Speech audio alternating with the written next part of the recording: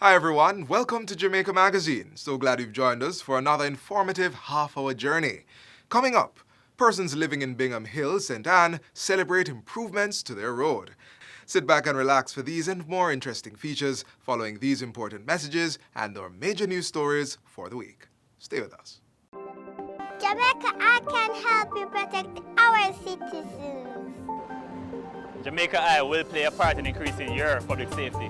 JamaicaEye is part of an island-wide network of camera surveillance systems designed to increase the safety of you, our citizens. If you have a camera system outside your home or office facing a public space, log on to JamaicaEye.gov.jm today. JamaicaEye, we're all connected. The Ministry of National Security, creating a safer and prosperous Jamaica.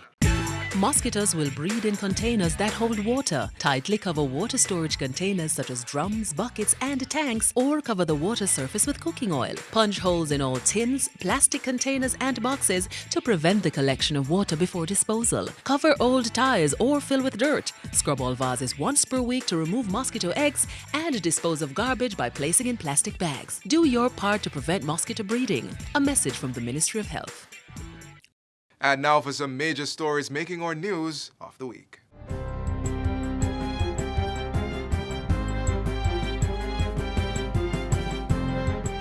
Hi there, I'm Simone Wolf with your JIS News of the Week.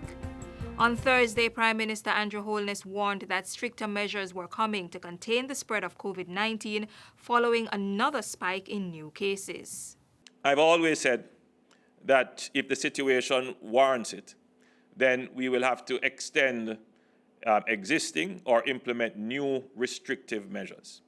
We have spent a lot of time and effort and resources on moral suasion, asking you, the citizens, appealing to your good conscience and your reasonableness to observe the protocols. With what is happening now, I think we are at the limit in moral suasion. Meanwhile, the Ministry of Health and Wellness has put sections of St. Thomas and Clarendon under quarantine after noting a surge in COVID-19 cases in those areas. The community of Sandy Bay in Clarendon is under a 14-day quarantine from 6 a.m. August 6 to 6 a.m. August 20. In St. Thomas, Church Corner and its environs are similarly under quarantine. In other health news, about 30,000 residents served by the Port Antonio Health Center will benefit from a $3 million commitment to support the facility. This after the Southern United States Diaspora Group pledged the amount under the Portfolio Ministry's Adopt a Clinic program. This approximately $3 million will go a far way in dealing with some of the minor repairs, the maintenance, giving the additional boost to the service provision. The Prime Minister and leader of the opposition, along with key leaders from a wide cross-section of society, have signed a memorandum of understanding for a national consensus on crime. The MOU outlines the steps that must be taken for a sustainable reduction in crime, laying out milestones and agreements on a monitoring and reporting mechanism. The document also has a framework, a structure to oversee the critical implementing players to ensure that what we commit to is what we actually do. But more than that, to build public support for the consensus and to report to the public on a regular basis that the consensus is being maintained and truthfully followed. Government will be launching a design competition intended to help lower the cost of delivering housing solutions to Jamaicans. We're going to be calling up on our engineers and our architects to come together with engineering designs, architectural designs, and material selections that would see a lower cost but high quality solution that we can use and replicate right across Jamaica. 48 small and medium-sized enterprises, SMEs, seeking to access new markets for their products and services are to benefit from export development support, as the Exim Bank and JAMPRO have signed a memorandum of understanding to establish and operate an export club that will offer special services, fixed interest rates, reduced fees, market information, and other benefits. And finally, the National Water Commission, NWC's COVID Assistance Program, has been extended until August 31, 2020 for select categories of customers. Residential and condominium customers who have outstanding balances as at the 31st of May 2020 will continue to benefit from a 30% discount on their outstanding balances if they decide to settle their debt. A new discount arrangement is also being offered to commercial customers who can now benefit from a 25% reduction on their balances as at the 31st of May 2020. And those are some of the stories making news this week. I'm Simone Wolf.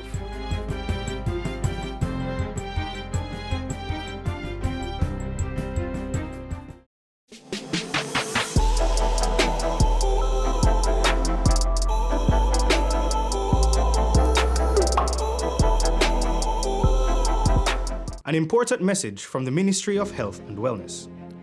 What to do if you think you have been exposed or are experiencing signs and symptoms of COVID-19. Immediately call 888-1-LOVE. That's 888-663-5683. In addition, you should stay at home. Don't go to work, school, or any public place. Do not use public transport, and avoid visitors to your home. You may need to do this for up to 14 days to reduce the spread of the infection. A message from the Ministry of Health and Wellness.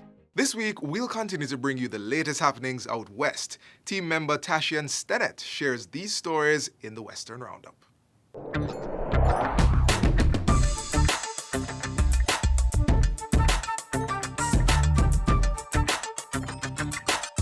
Today, I'm really elated.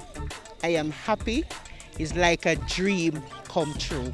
Want to know what made Audrey so happy? Well, stick around as we take you on a one-way trip to St. Anne, Trelawney, and St. Elizabeth, where the mood was one of joy among the residents we spoke to.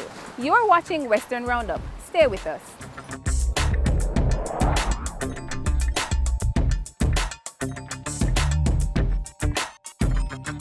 Residents in Bingham Hills, St. Anne can now access other areas of their community easily.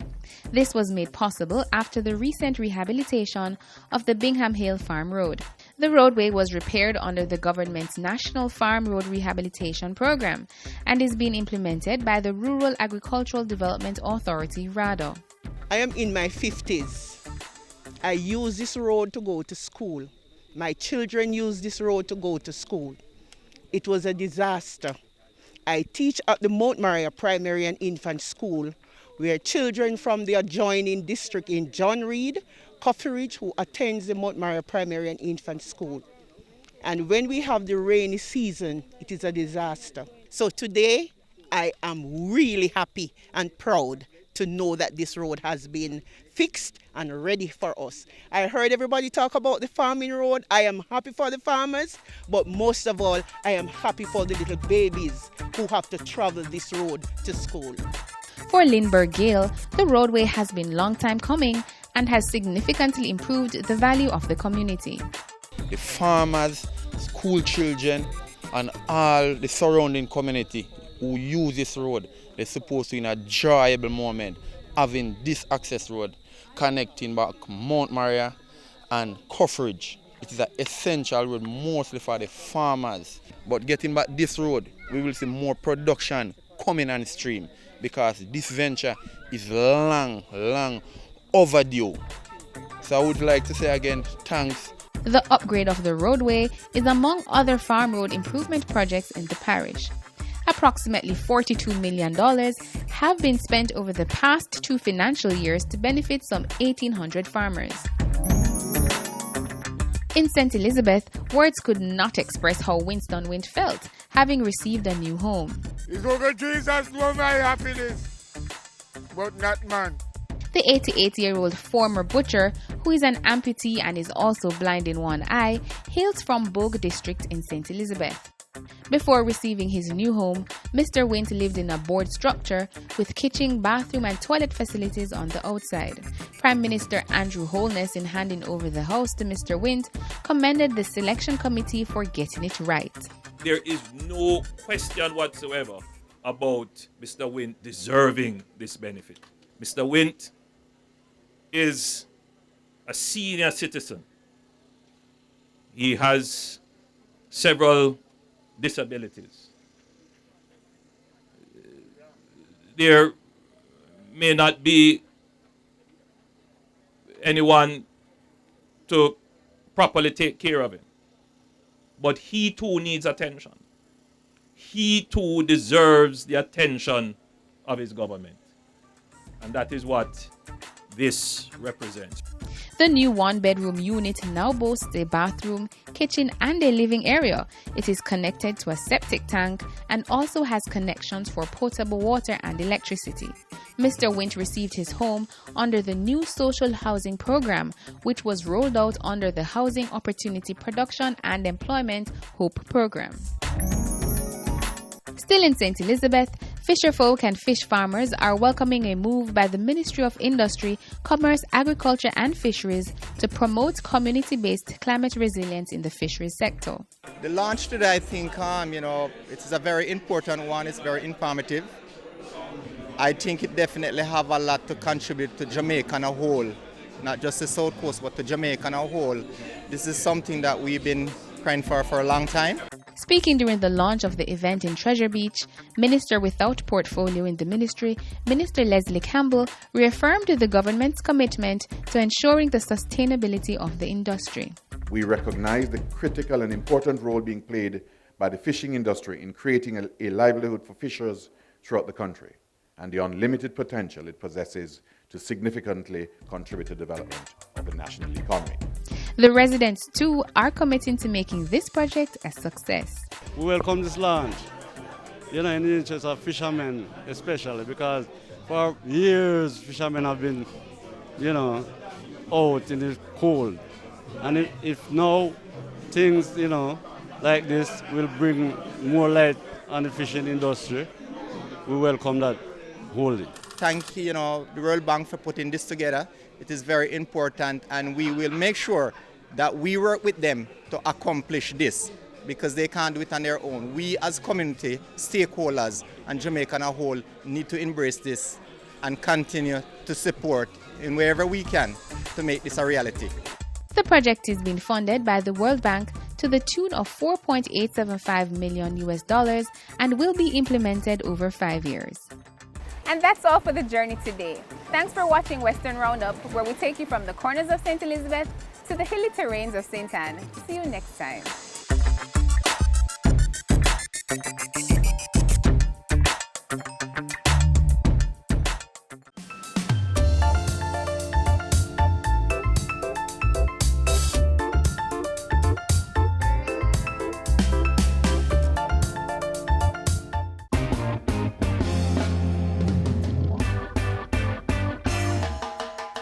The JIS Heritage Competition is celebrating 10 years of youth expression on Jamaican history, culture, and tradition.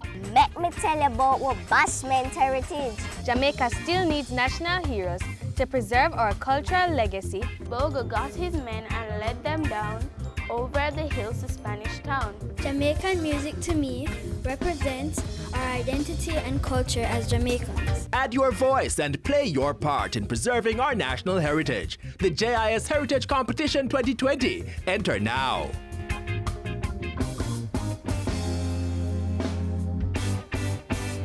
An important message from the Ministry of Health and Wellness. How to wash your hands. Firstly, wet your hands. Then apply some soap.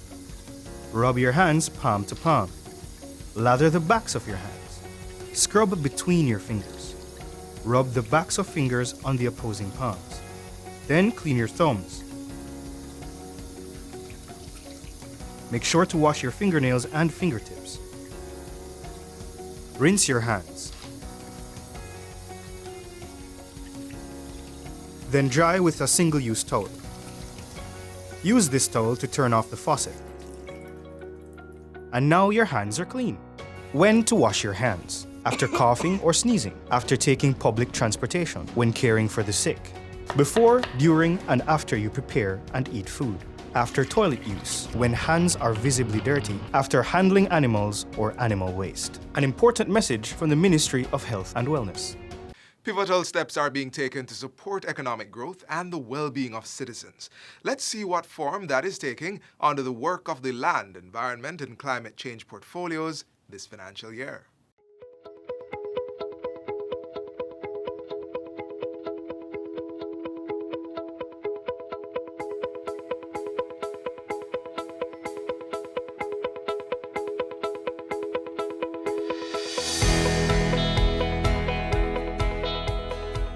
Good day, you're tuned in to MegJC TV. Today we'll be looking at the plans for the 2020-2021 financial year in the land, environment, climate change and investment portfolios. With the advent of the COVID-19 pandemic, the Ministry of Economic Growth and Job Creation is looking ahead, ensuring that Jamaica's growth is sustained. The Ministry's Infrastructure and Construction Task Force has compiled a list of recommendations that are to be presented to the Cabinet for consideration. The Infrastructure and Construction Group is a subset of the COVID-19 Recovery Economic Task Force. Members met and discussed short, medium, and long-term measures to drive economic growth post-COVID-19. Minister without portfolio in the Ministry of Economic Growth and Job Creation, Daryl Vaz, says the recommendations have been assessed and will be included in the report to Cabinet. While there was concern from stakeholders, most of the industries seemed optimistic about the future and the continuing demand for products. Minister Vaz says work from home arrangements for 40% of the business process outsourcing sector has been extended until August 31. And a task force for the sector, in partnership with the Ministry of Health and Wellness, has approved new protocols to govern operations. Inspections are undertaken by the public health inspectors using the BPO inspection tool and the Public Health Institutional Health Inspection form that has been developed with a view to minimizing the risk of transmission. The Development Bank of Jamaica DBJ has revamped its credit enhancement facility to increase micro, small and medium-sized enterprises' access to loans from financial institutions. The change includes a revision of the scheme's business model and an increase in processing times. The CEF acts as an incentive to the financial institutions to increase MSME lending, enables qualified MSMEs with viable projects to get additional collateral support and facilitate the acceptance of non-traditional collateral by financial institutions. The DBJ is also targeting the MSME sector by increasing the volume of loans and introducing the Jamaica Business Fund.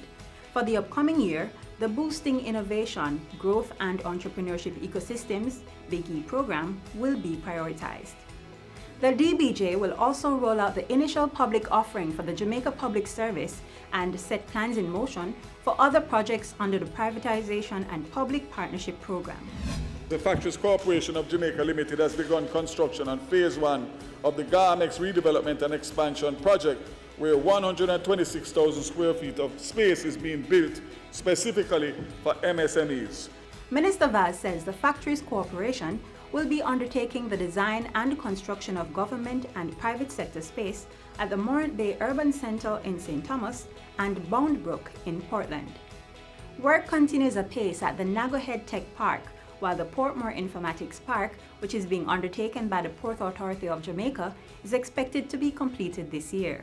The Jamaica Special Economic Zone Authority reports that there are approximately 168 entities operating in the country's special economic zones, with a total of investment of more than 1.4 billion Jamaican dollars.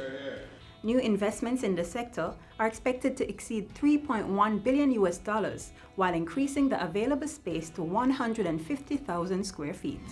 The Jamaica International Services Authority has finalized several pieces of legislation which are expected to go before Parliament in this financial year. They include the Limited Liability Companies Act, the Segregated Accounts Companies Bill, and the Partnership Regulations.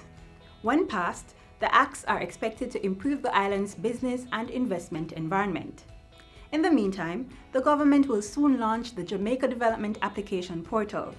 The portal is currently being piloted. Minister Darrell Vaz says it will increase efficiency in the development application review process. The revised National Land Policy is being finalized for submission as a green paper to the Cabinet in the second quarter of the financial year. A final review of the National Spatial Plan is being conducted for submission to the Cabinet.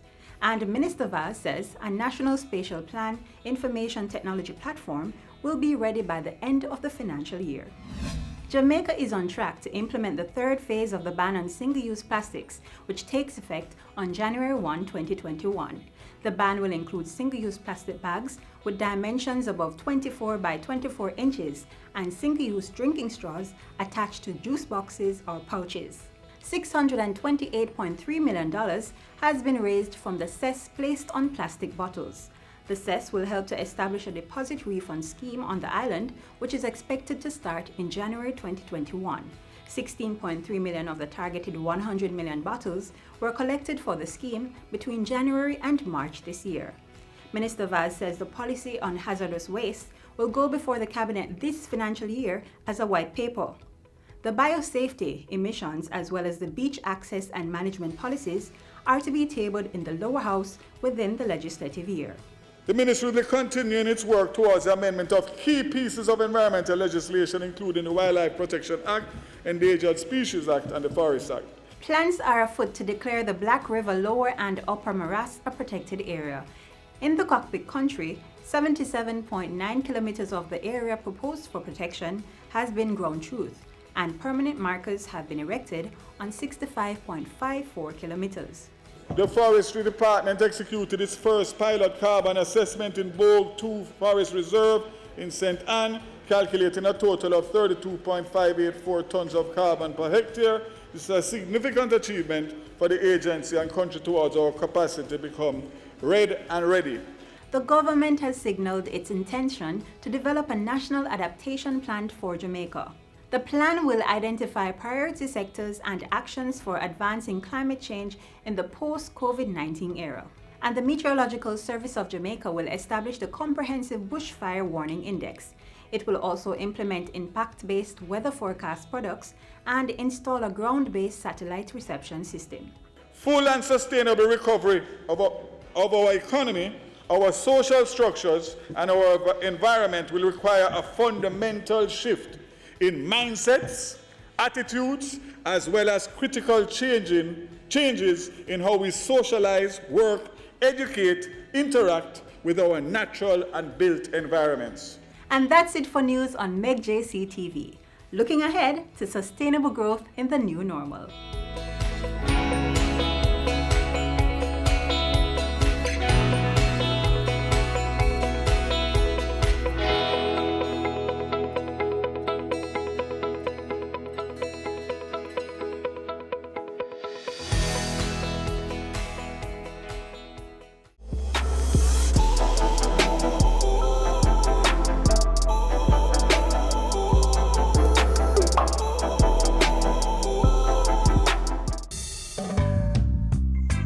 There's a lot more to Jamaica than just what meets the eye. I had always loved art. It was my first love. It set me free. I did some artwork for the Half Moon Hotel. And shortly after, 14 guests showed up at my gate thinking I had a gallery up here. And that gave me the idea that I need to have a gallery. And so the guests would come up, they see the garden, ask if they could go for a walk, but everybody came back saying we should make something of it. It was inspiring, they described it in many ways. When they come here, we give each guest a welcome and a little history about the place before they take the tour. There's one word that they repeat over and over again. Love. They feel love in this place. One guest we had in the early years was from Germany. And he said, you know, I spent 5 days on the beach looking up in these hills and just wondered what was life like up there. And he found us. People who travel want to experience. And this is what we try to offer, an experience. Every guest that leaves this place, say it, I came here as a guest and I felt like family. Yeah. Come to Jamaica and be our family. We all have a story to tell. Mine is just one of millions that are out there. and they're all good.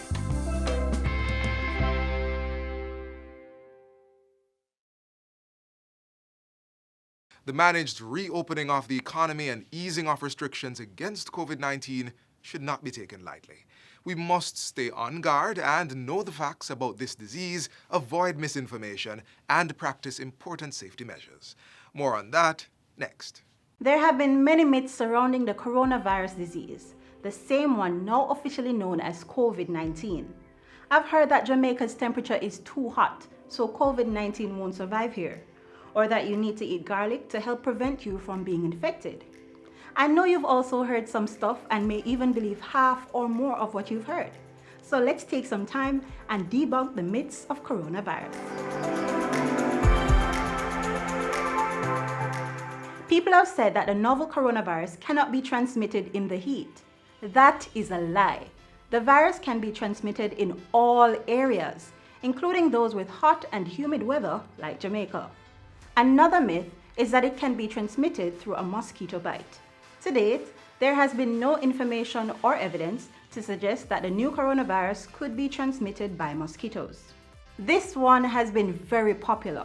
Only old people can contract the coronavirus. Do not be fooled.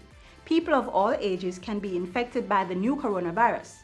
However, older people, particularly those with pre-existing medical conditions like asthma, diabetes, and heart disease, appear to be more vulnerable to becoming severely ill with the virus. This is another popular one. Eat more garlic, you won't catch the virus. Garlic is a healthy food that may have some antimicrobial properties. However, there is no evidence from the current outbreak that eating garlic has protected people from the new coronavirus. These are just some of the myths that surround the coronavirus. Make sure you take time out to know your facts and do what needs to be done as we all try to contain the spread of this disease. I wish to emphasize that the success of our efforts is contingent on the support of all Jamaicans, including the deliberate efforts to access and share accurate information on the virus, thus helping to minimize the fears and anxiety that has been associated with the spread of the COVID-19. At the same time, we must, in keeping with good hygiene, maintain a distance of at least 2 meters from persons who are coughing or sneezing, frequently perform hand hygiene by washing hands thoroughly with soap and water or using a hand sanitizer if hands are not visibly soiled, cover our mouths and noses when coughing or sneezing with a tissue and then discarding it, and avoid touching our faces and each other unnecessarily. You heard the Health Minister. Let's play our part while building those immune systems as we tackle this virus together.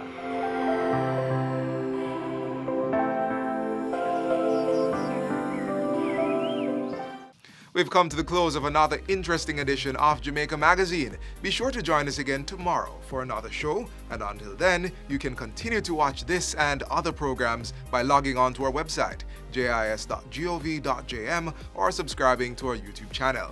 You may also find us on all the major social media platforms and through our mobile app that's both Android and iOS compatible.